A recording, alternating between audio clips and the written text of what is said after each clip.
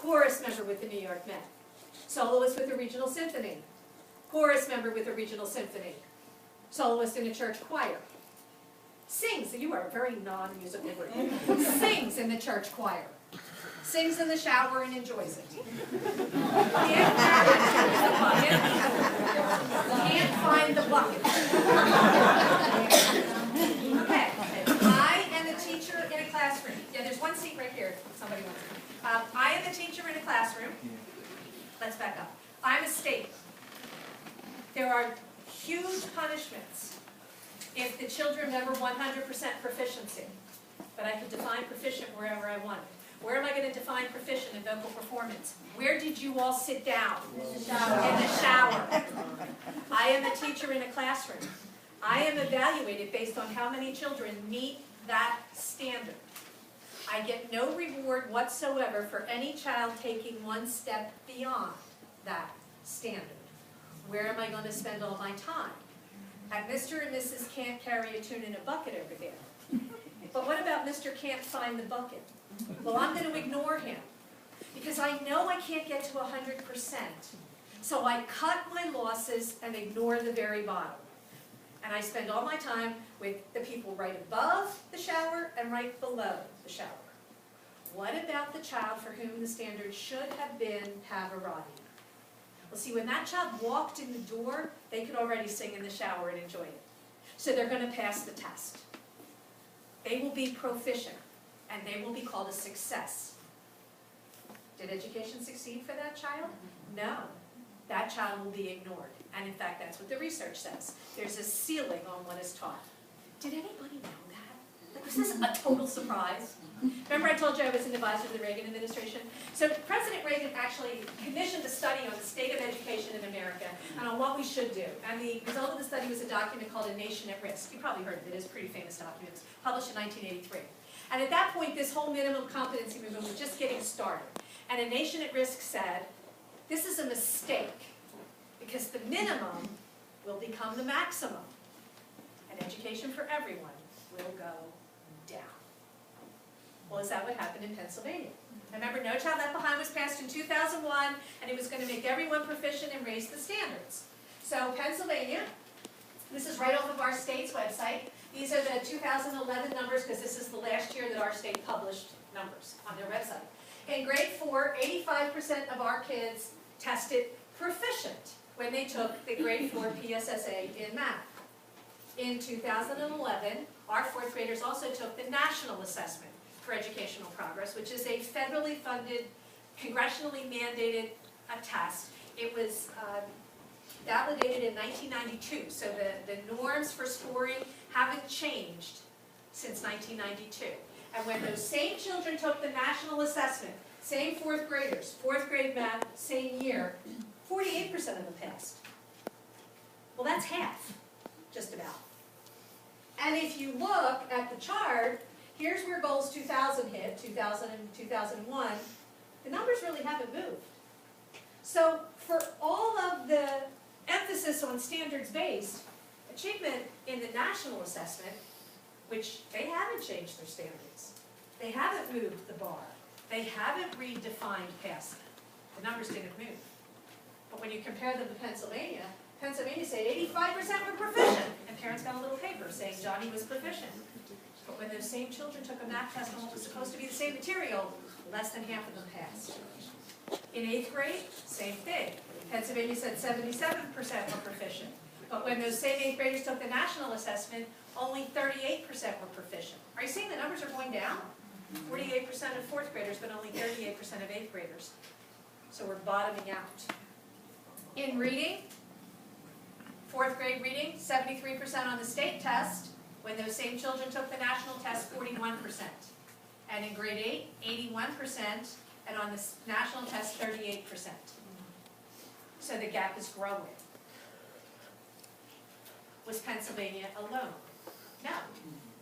This is from the National Center of Education Statistics. They are an arm of the U.S. Department of Education. This bar right here is where the NAEP says you must achieve to be called proficient. This blue bar is what the NAEP says would be the achievement level to be basic. You remember a C- or a D. and anything below here you failed. The little red flags are where every state defined proficient in their state. Not one single state defined proficient at the achievement level that the NAEP called proficient. Only 8 states called proficient at the achievement level that the NAEP said was a C- or a D, and fully 42 states, and Pennsylvania's in that category, defined proficient at a level that the NAEP said was failing. Does that mean the states are evil? No, they were mandated to do something impossible. Let's move this to healthcare to get a better picture. In healthcare, the achievement standard is you all have to have a blood pressure of, 120. and it's the same. I'm a doctor. I am told I am going to lose my medical license if all of my patients don't meet that blood pressure standard, but I can set it wherever I want. Where is the doctor going to put it? At 340 or 280, because all of you will need it, and he will get to keep his license. The federal government mandated an impossibility, and then told the states if they couldn't produce it, they would be punished. But they told the states they could manipulate the data, and that's exactly what the states did, to avoid being punished because they couldn't do the impossible.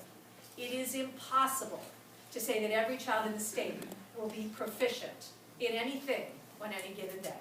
That's just structurally impossible. Think about your own children. Think about yourself. There are things that I do really, really, really well.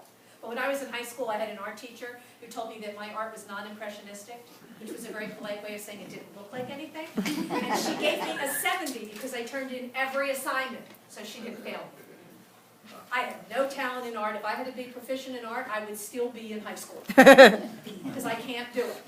We all have those things in our lives. So mandating proficiency is kind of like mandating that if I throw a ball up in the air, it won't come down. The government can write that on a piece of paper, but it's not going to make it true. Did anybody know this? Well, yeah, by the time that these kids got to college, this is a report from the National Center for Public Policy and Higher Education in June of 2010, nearly 60% of our kids got to college and needed to take remedial classes. Remember, they were testing it, 85% were proficient, and all the states had numbers just like Pennsylvania, or worse. I was in Tennessee, and Tennessee said 100% of their kids were proficient. And then on the NAEP, 26% maybe. So all these parents are getting pieces of paper saying, little Johnny's proficient. But then they get to college. Colleges didn't really care about that little piece of paper. They actually said, are you ready to do calculus? Can we put you in a calculus course? No. You need to take remedial math first. Are you ready to do college level English? No. You need to take remedial English first, because the colleges didn't change the bar. And so the kids, when they hit an outside reality, couldn't reach it. Well, this started to create a ruckus. And into the gap stepped the Dylan and Linda Gates Foundation. Right? You've probably heard of the Gates Foundation. They're a huge funder of Common Core. This is a $2.2 million grant that they gave to the James B. Hunt Institute for Educational Leadership. They're located in South Carolina. The year that they got the $2.2 million from the Gates Foundation, their budget was $2.5 million. So they were really interested in what the Gates Foundation had to say. The Gates Foundation gave them the money to promote the adoption of rigorous, there's that word, education standards by the states. And so the Hunt Institute created a newsletter called Blueprint. This is the first edition, and I just took some of the words and retyped them so you could read them, saying that they were partnering with these groups to explore the potential, and here's where the word Common Core first surfaces, of rigorous, there's that word, internationally benchmarked education standards. The Gates Foundation continued to pump money to the Hunt Institute. The following November, they gave them $5.5 million to rapidly implement the Common Core. So instead of stepping back and saying, you know, can we actually mandate that every child learn the same thing at the same time on the same day? Maybe we should rethink that.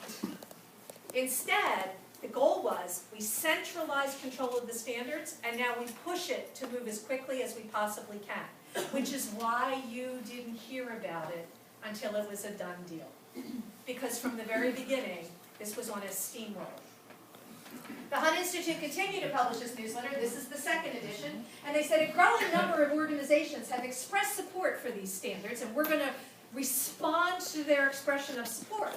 And then they list all the organizations that have expressed support for the standards. So I looked up how much money they got from the Bill Gates Foundation. 25 million, 10 million, 11 million, 37 million, 24 million, 11 million, 4 million, 4 million, and 11 million. The exception is the Association of Secondary School Principals. They received money from the Gates Foundation prior to this, but they changed their bylaws and don't get outside money by the time this happened. So the Hunt Institute started the process with Gates money, and then said, all of these organizations, who were funded by Bill Gates, are calling for the Common Core standards. We had more Gates money to say we're responding to the call. It was a marketing circle, and the Gates Foundation funded every step along the way. Well, Mr. Gates must think this is the most amazing idea on the planet. This is an article from the Washington Post. Mr. Gates was actually interviewed, and he said, it would be great if this stuff worked, but we won't know for a decade. Mr. Gates sends his children to a school that does not do Common Core. So it's okay to experiment on your children, but not on his.